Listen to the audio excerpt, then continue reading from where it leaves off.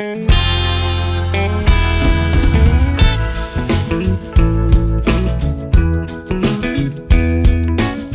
assunto de hoje é o combate às fraudes em cotas para negros, pretos e pardos nas seleções para alunos do IFCE.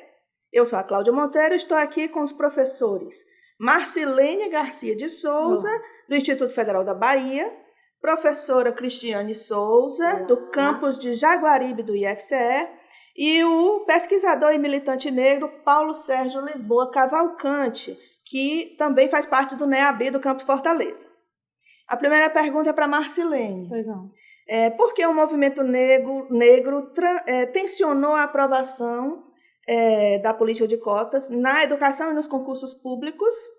E de onde e quando surgiu essa ideia de cotas no mundo? Bom, acho que é importante refletir que as ações afirmativas por meio de cotas raciais, elas são experiências altamente revolucionárias, porque elas impactam, né, a sociedade como um todo, elas provocam mudanças estruturais, mudanças de mentalidade, que é muito importante, mudanças pedagógicas, psicológicas, em relação ao grupo, né, que é beneficiado. As ações afirmativas, elas visam promover a igualdade de oportunidade para grupos que padeceram de injustiças históricas, como é o caso da população negra, que foi escravizada por mais de 350 anos, e apesar de que parece um tema muito comum, a nossa história é uma história ainda que de cada 10 anos, ao menos 7 anos a população negra esteve na situação de escravizada. Então, um dos grandes obstáculos da população negra tem sido a educação e tem sido também a violência, especialmente no que diz respeito às políticas públicas, quando a gente observa os bairros que são segregados, ou seja, onde as políticas públicas não chegam ou se chegam de forma muito ineficaz. Então, uma atenção especial sobre a educação, especialmente a educação superior, haja visto que no ano 2000 nós tínhamos uma realidade muito complicada, era uma realidade de um país europeu, porque 98% dos nossos universitários de instituições públicas eles eram brancos. Isso é muito grave para uma democracia, porque nós precisamos que todos os grupos participem dos espaços de poder e de saber, como é o caso da educação superior. Isso alarga a democracia, porque eu vou ter mais pessoas contribuindo para formular as políticas públicas, para consolidar esses espaços. Obviamente que quando eu penso na educação, vem o mundo do trabalho, porque também é um local privilegiado, né? E, sobretudo, o setor público. A população negra, em geral, elenca em primeiro lugar onde ela lembra que foi discriminada, se a gente pensar os adultos negros. Onde você lembra que foi discriminado? No mundo do trabalho. Então, nós temos uma realidade também muito complicada de discriminação racial no mundo do trabalho, onde no processo de admissão, os negros têm mais dificuldade de serem admitidos. Eles recebem uma remuneração de 56%, dependendo, 50% do salário de um branco na mesma função. Raramente são promovidos e rapidamente são demitidos. Estou falando de dados do DIEESE e de outros indicadores. Então, historicamente, o mundo do trabalho tem se dado também dessa forma. Se o setor privado é assim, o Estado precisa abrir mão da sua ideia de neutralidade e precisa agir afirmamente construindo políticas de igualdade de oportunidade. Em outras palavras, o Estado precisa fazer sua parte. Ele cobra que as empresas não discriminem, mas nós temos que observar uma ideia de discriminação indireta. Quando a gente observa a administração pública brasileira, ou poderíamos olhar o caso do Ceará ou outros lugares, nós temos uma subrepresentação de negros entre os servidores públicos, nos vários espaços, destacadamente na educação, naqueles de nível superior, onde tem melhor remuneração e maior poder de mando. Então, nesse sentido, quando o Estado também cria políticas de cotas raciais nos concursos públicos, isso também favorece uma democratização desses espaços, uma vez que as cotas raciais elas não vieram para premiar pessoas incompetentes, mas para selecionar talentos negros, incluir pessoas que foram aprovadas, tanto no vestibular quanto nos concursos, mas que, em função da concorrência, teriam menos chances ou não entrariam.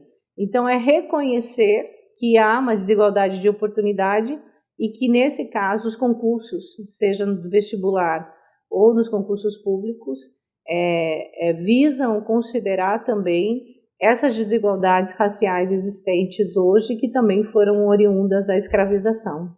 Marcilene, como é que os gestores do IFCE podem atuar para combater as fraudes e garantir os direitos dessas populações? Bom, a primeira questão é a função da educação, né, e a missão, acho que da instituição escolar, do IFCE, com certeza. Nós temos a Lei 10.639, que é a lei que obriga o ensino de História da África e Cultura Africana nas escolas, que é muito importante que ela seja implementada em todos os currículos e também nos programas das disciplinas, mas nós precisamos refletir sobre o fato de que estejamos no Nordeste, que, segundo o IBGE de 2010, população negra, portanto, os pretos e pardos, somam 66% do Estado. É preciso reconhecer que há uma desigualdade racial em todos os segmentos sociais e que, no caso do Instituto, ele deve ter um compromisso com a promoção da igualdade racial e, por isso, penso que uma das grandes sugestões seja construir uma gestão de enfrentamento ao racismo e promoção da igualdade. Que isso tem a ver com programas de ações afirmativas importantes, tem a ver com avaliação e monitoramento dos impactos das políticas de cotas dentro do Instituto. Será que os cotistas raciais estão evadindo mais ou não? O que é que está acontecendo? Nós precisamos ter políticas específicas voltadas para esses grupos que entraram por cotas raciais. Eu falo aqui de negros, mas teríamos que falar dos quilombolas, dos indígenas, das pessoas com deficiência. Então, o enfrentamento, eu vou falar de uma categoria mais ampla, que é de enfrentamento ao racismo institucional, em todos os espaços dentro da instituição, desde aqueles que vêm mais do alto às situações de racismo no cotidiano escolar. Muito bem. Agora a pergunta vai para o Paulo.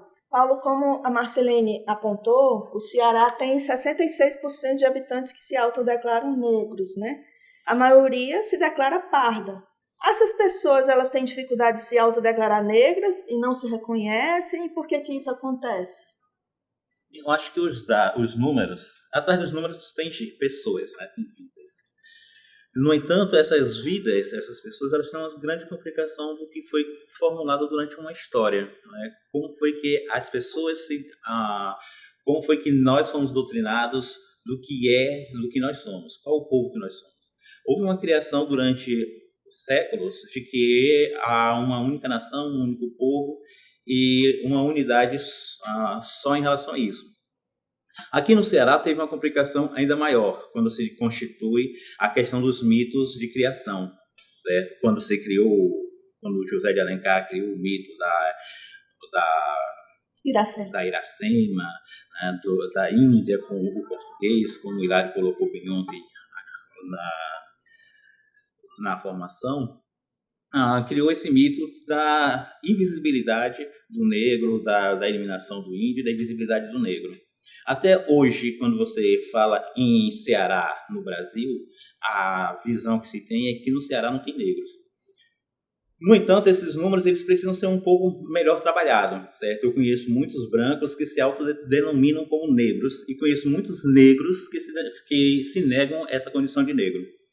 A minha esposa, ela ensina numa escola municipal aqui e embora ela trabalhe a questão da africanidade, da negritude dentro da sala de aula e ela faz um trabalho processual muito bacana, uma das maiores dificuldades que ela tem, ela sempre conversa comigo em relação a algumas meninas que têm dificuldade de se declarar, de se assumir, de se ver quanto negra.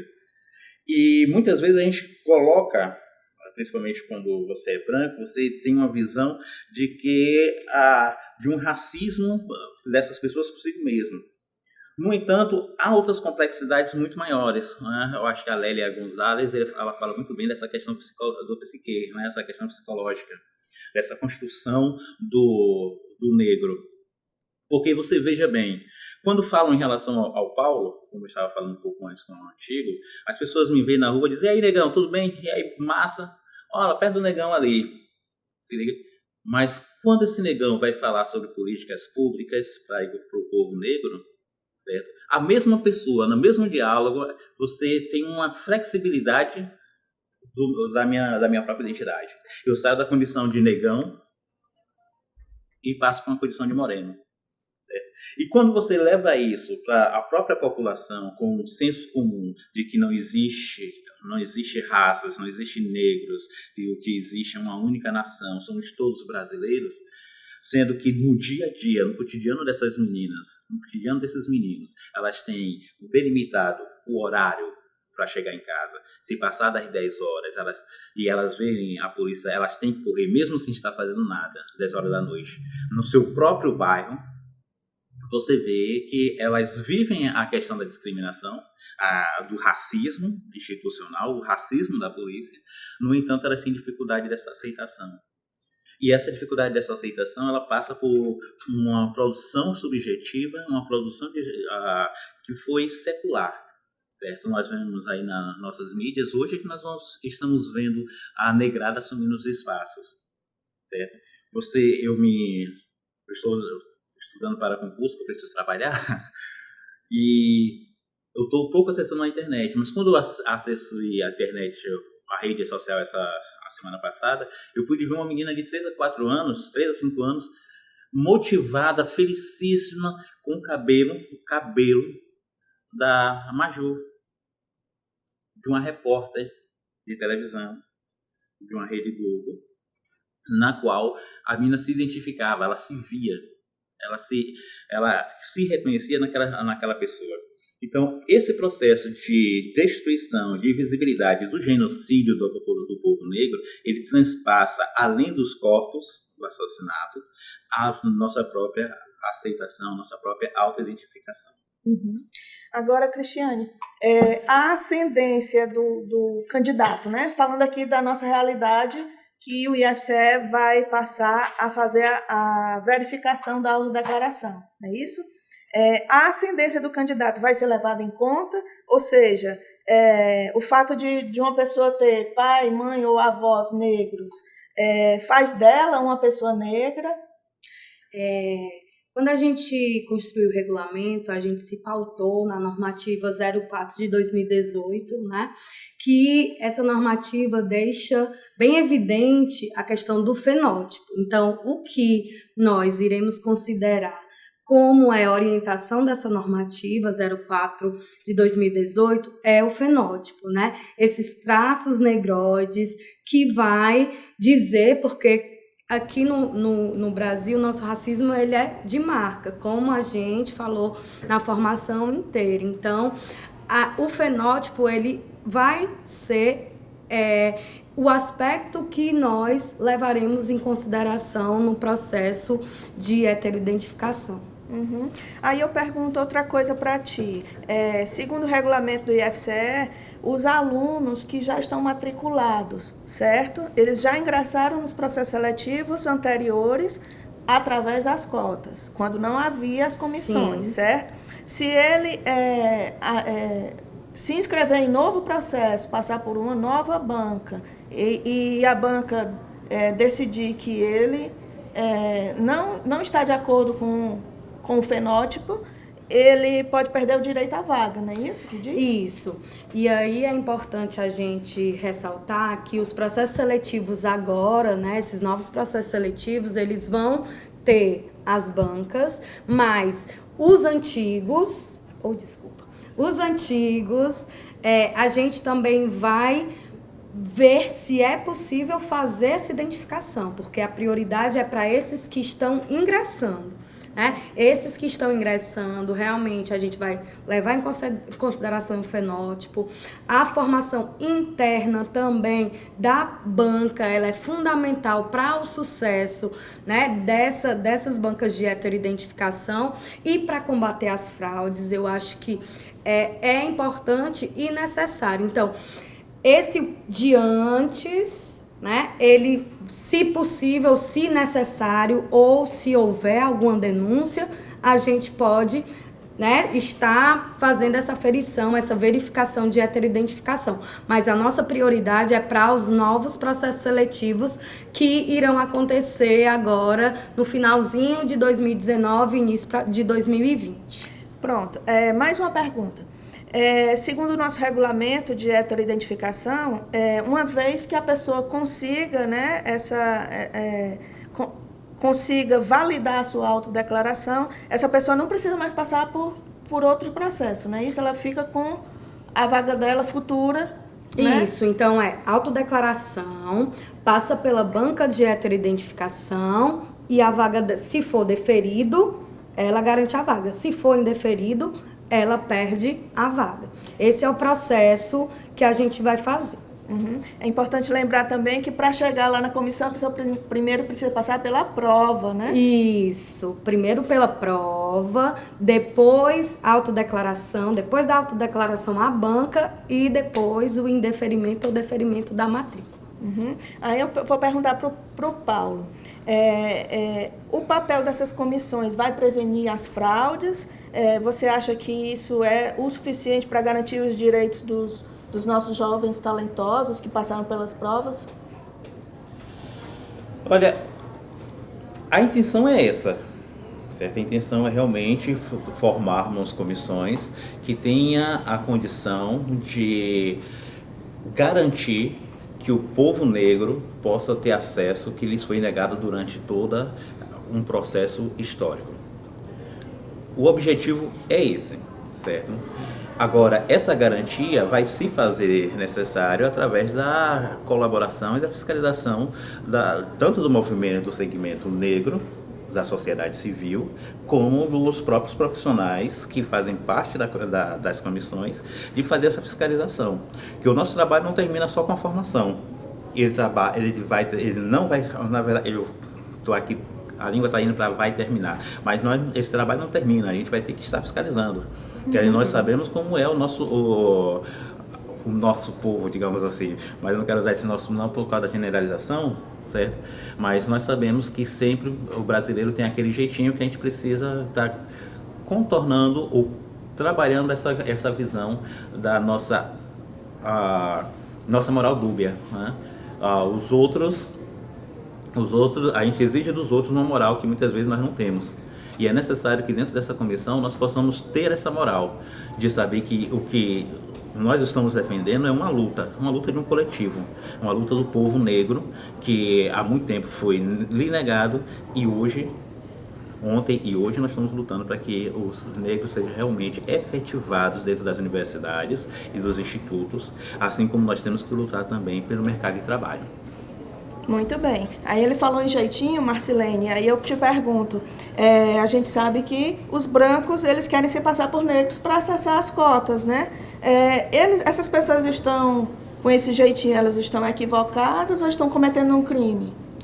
Então, é crime de falsidade, né, ideológica, né? Uma pessoa que ela sabe que ela é branca e ela se declara negra, é um crime de falsidade ideológica, sim.